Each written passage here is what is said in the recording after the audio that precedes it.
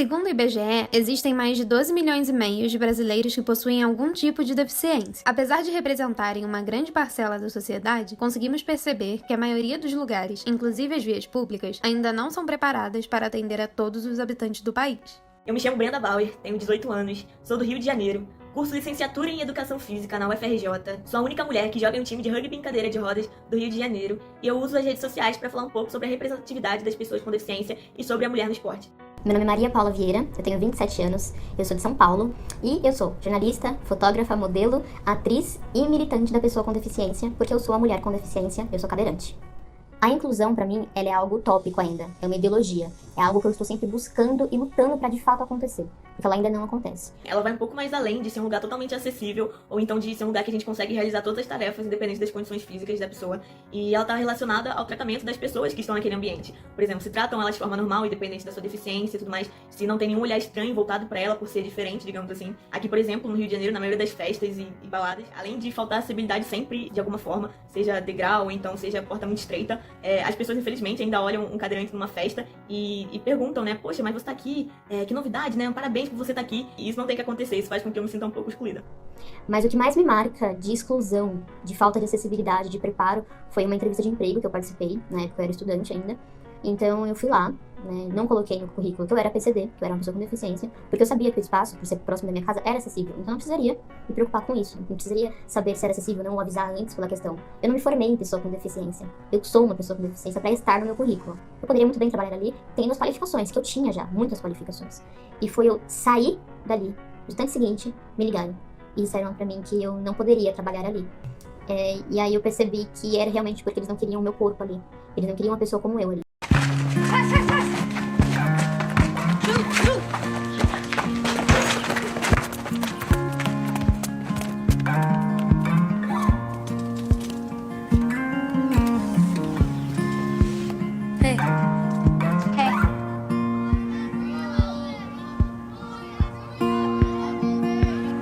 I pick up a broken comb, run it through my thin gray hair. Though I don't have any plans tonight, I'm not going anywhere. Well, I should have seen this coming. Don't know why I'm surprised. When the best of us steps up, our nation stands a little taller. Estamos em setembro e setembro é o mês em que as campanhas de prevenção ao suicídio têm mais destaque. A gente tende a relacionar esse tema com depressão e com perdas, né? Mas você sabia que as pessoas com TDAH, especialmente os adolescentes e os jovens adultos, têm um risco aumentado de suicídio? De acordo com a OMS, o suicídio se tornou uma das causas principais de morte entre pessoas de 15 a 44 anos. Mas um estudo de 2022, publicado numa revista muito importante, eu vou deixar esse estudo aqui para vocês, mostrou que pessoas com TDAH têm 30% mais probabilidade de tentativa de suicídio e 9% mais probabilidade de desenvolver depressão grave. Dos que possuem TDAH e depressão desenvolvida, o risco já aumenta para 42%.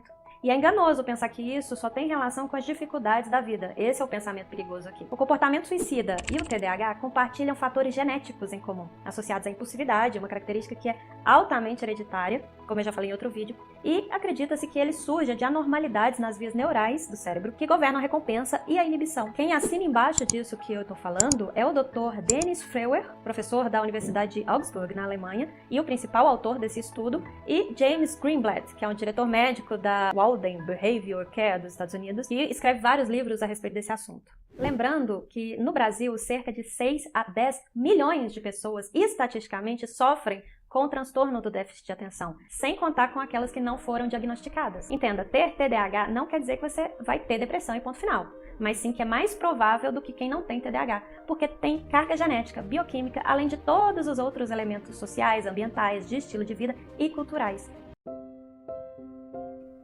Então vamos lá. Além das características genéticas e bioquímicas do TDAH que fazem com que a pessoa seja predominantemente desatenta, hiperativa e impulsiva, ou mesmo um combo de desatenção e hiperatividade e impulsividade, eu quero te dar uma ideia geral de como que é a vida de uma pessoa com TDAH, como ela costuma ser. O primeiro fator a disfunção executiva. Imagina uma vida de baixo rendimento, com uma dificuldade absurda de se organizar, de planejar, de começar e terminar qualquer coisa, de seguir regras, de atingir os próprios objetivos e metas, de errar por descuido toda hora e ouvir críticas com uma enorme frequência de professores, colegas, familiares, chefes, amigos, se sentir inferior e ouvir xingamentos ou sofrer bullying na escola. É o segundo fator. A disfunção na capacidade inibitória do cérebro. Imagina o que é ter extrema dificuldade em segurar as ideias, em não falar o que não se deve falar, em não fazer piada na hora errada ou interromper as pessoas. Mas além disso, essa disfunção que está relacionada à impulsividade vai trazer uma baixa tolerância ao estresse, especialmente nos subtipos hiperativos e combinados, levando a uma vida de suscetibilidade exacerbada a certo tipo de situações, de barulhos, de incômodos que são comuns na vida. E o terceiro fator, a ambiência. Como se tudo isso não bastasse, imagina uma pessoa vivendo num ambiente bagunçado, com acúmulo de coisas, porque as inúmeras tentativas de começar a fazer novas atividades acabam fazendo isso acontecer. Além disso, imagina essa pessoa convivendo com uma família que não dá suporte e que não se convence que TDAH é uma coisa séria. Ou mesmo que uma família que tem outros transtornos mentais ou que tem outras pessoas com TDAH. Sim, por mais que pareça exagero, tudo isso que eu falei é sim a vida de quem tem TDAH e não tratou ou não foi diagnosticado ainda. Primeiro, entenda que uma pessoa que fala de suicídio pode sim cometer. É um mito muito perigoso achar que a pessoa só quer chamar atenção. Em segundo lugar, sempre procure saber mais. Sempre. Busque no Google mesmo, leia bastante, procure, pergunte a profissionais de saúde, tá? Lembrando, meninas com TDAH têm um risco muito maior de ideação e suicídio do que meninos. O tratamento do TDAH é fundamental e ele é multifatorial. É preciso somar medicação, terapia, suporte familiar e escolar, além de ter um ambiente de qualidade. Não há políticas públicas fortes o suficiente para dar suporte ainda hoje. Muita gente ressoa preconceitos e piadas em relação à condição, achando que é frescura. O SUS atualmente disponibiliza o atendimento para pessoas com transtornos mentais variados pelos serviços oferecidos pelos RAPs, as redes de atenção psicossocial. Para isso você vai procurar no Google um ponto de apoio mais próximo de você. Eu vou colocar um adolescente autista sendo agredido dentro de uma sala de aula de uma escola pública. Ele é agredido, esse é o menino, ó.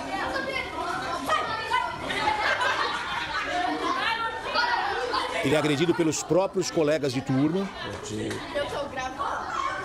Imitam ele ali, zombam dele, ó, chutam ele.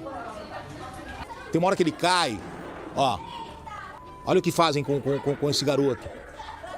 Nas imagens que a mãe recebeu, o filho aparece sempre sozinho e sendo motivo de chacota ou sendo agredido. Aí ele cai, ao invés, olha só, dele reclamar, ele vai levantar as cadeiras, as mesas ali, ele vai tentar arrumar. Aí a calça dele abaixa e as pessoas ficam zombando dele ali.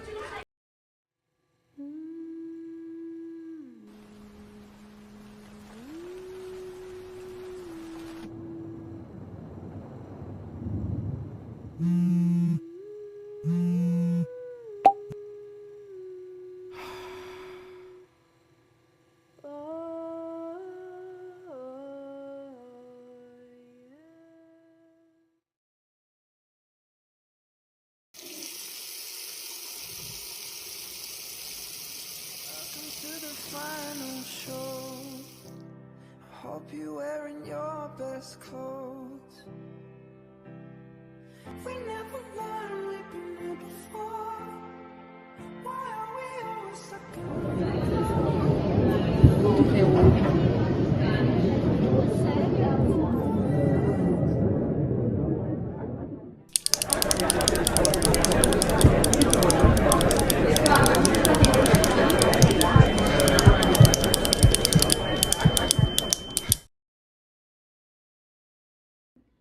Tá tudo bem? Eu tô contigo. I'm sure we're taller in another dimension. You say we're small and not worth the mention. You're tired of moving, your body's aching. We could vacate, there's places to go. Foi enterrado hoje o corpo da menina espancada e morta por estudantes dentro de uma escola municipal em Pernambuco. A aluna tinha apenas 11 anos de idade e foi agredida, acredite, por se recusar a namorar um colega. Alicia foi espancada dentro do banheiro da escola municipal onde estudava. A irmã, que também é aluna do local, contou que a violência foi cometida por 4 alunos e uma aluna. O motivo? O fato da menina não ter aceitado ficar com o garoto, que começou as agressões. Com o sangramento, a estudante foi atendida por 3 vezes em unidades de saúde, até ser transferida às pressas para o Hospital da Restauração. Alícia morreu em decorrência da gravidade dos ferimentos na cabeça. As imagens mostram a estudante seguindo para o banheiro. As agressões começam naquele momento. Pouco depois, Alícia passa de volta com a mão no rosto para pedir ajuda a uma professora. Essa semana, 4 estudantes foram expulsos de uma das escolas mais tradicionais de São Paulo. Eles integravam um grupo que compartilhava mensagens preconceituosas em aplicativos da internet. O bullying é uma prática cada vez mais preocupante em nossa sociedade. O Domingo Espetacular ouve vítimas, ex-agressores, educadores e fala com exclusividade com os pais de um jovem agredido que, infelizmente, morreu depois de tantas mensagens de ódio. E essa agressão, o bullying, do inglês intimidação, pode até levar as vítimas à morte. Bullying é uma prática repetida de atos malvados, nocivos, com alguém que geralmente não tem condições de se defender, ou que tem mais dificuldade de se defender. Ele está sempre em pessoas que estão em igualdade de poder dentro daquela instituição.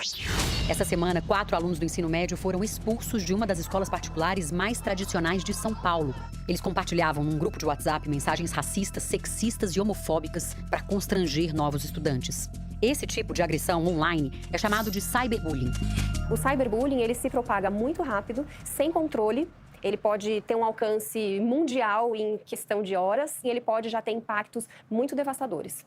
Aos 12 anos, a filha da Ivana sofreu bullying por meses. E ela nunca relatou nada, ela nunca reclamou de nada em casa. Eu só soube quando chegou ao ponto, né, de surgir uma agressão física na escola.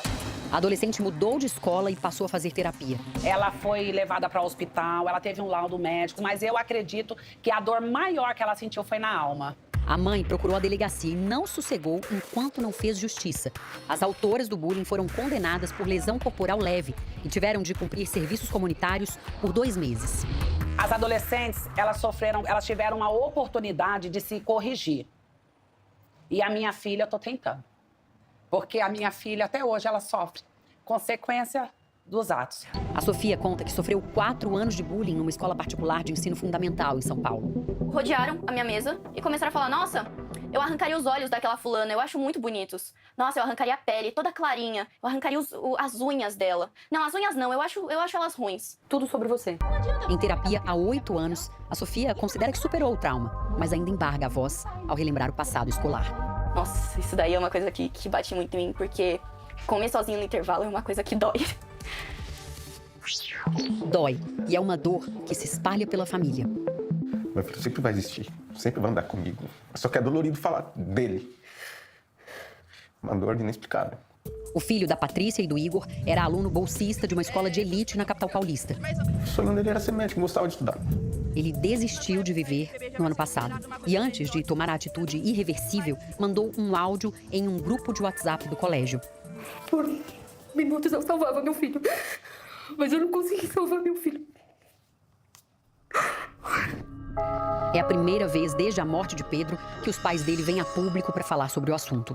Eu não desejo que nenhum pai, nenhuma mãe, nenhum aluno passe pelo que meu filho passou e tenta se segurar sozinho, sabe? Pra tentar ter um futuro. O outro não tá rindo, não é brincadeira. Se faz o outro chorar, não é brincadeira. Não é. Se o outro se incomodou, não é brincadeira. As palavras machucam, as palavras matam. Esta escola particular da Zona Norte de São Paulo criou várias ações para combater o bullying. É composto pelo alvo, a pessoa que sofre o bullying, o agressor, que é a pessoa que faz o bullying, e pela plateia. A plateia é quem vê tudo o que está acontecendo e não faz nada. Os estudos mostram que a plateia, elas são um fator fundamental para a ocorrência do bullying e que quando a plateia intervém de forma positiva, né, diz que aquilo está errado, o bullying cessa em mais de 70% dos casos. Todo ano, os estudantes elegem uma equipe de ajuda. Ela ajuda muito a olhar o que acontece na escola, se tem pessoas passando por alguns momentos difíceis, se tem bullying. Os escolhidos passam por uma formação especial. A gente aprende muito também sobre a escuta ativa, que é quando você consegue ouvir uma pessoa e entender o que ela está sentindo. Às vezes você não precisa falar nada, só da pessoa ser ouvida, ela já se sente muito melhor.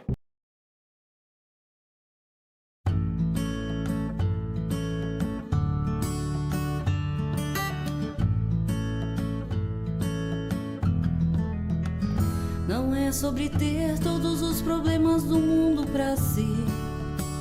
É sempre saber que tem gente aqui precisando de ti. É sempre falar e poder expressar com sua própria voz. É sempre dançar em meio da chuva e alegrar todos nós. É poder se sentir mais bonito, com um sorriso estampado no rosto e se alegrar. Depois jogar fora os problemas e ver um verso de amor e caminho pra se encantar. Não é sobre estar no fundo do poço e sentir que perdeu. É se levantar em meio às tormentas e ver que venceu. É ser forte e guerreiro e não se abalar com as situações. É ter sempre amigos contigo vivendo em várias emoções. Você não precisa de tudo, basta ter fé e ser essência do mundo, se deixe levar. Por isso prefiro o sorriso e os presentes que a vida ainda vai te entregar. Não é sobre estar no setembro amarelo e lembrar depressão, e sim ajudar as pessoas com um sincero coração. Também não é estar em meio à doença e dizer não dá mais, porque quanto menos se espera a vida já ficou pra trás. Depressão é sério, amigo, observe e apoie as pessoas que estão junto a ti. Que a vida é trem-bala, parceiro, e eles precisam de ajuda para prosseguir.